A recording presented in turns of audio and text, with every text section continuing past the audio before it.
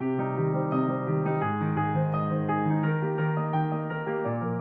everyone, I'm Haritha and back with my videos. Comfort zone. Comfort zone is our best enemy.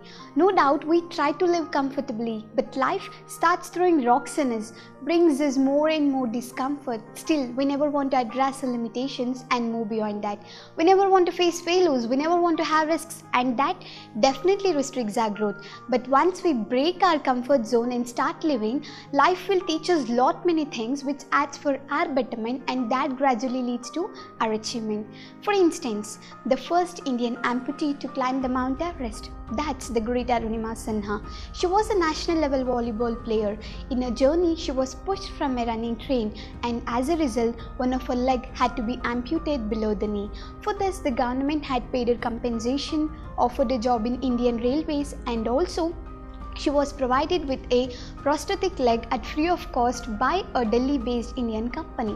With this, she could live comfortably, but she broke her comfort zone. She addressed her limitations and finally climbed the Mount Everest, which remained as a great achievement. Yes, living souls, I strongly suggest you to start making those calls that you never did. Start practicing kindness and compassion over jealousy and greed. Begin waking up early even if you're not a morning person. Start doing things you know within your heart that you had started a long time ago. From this, we could earn the experience, knowledge that we need to succeed.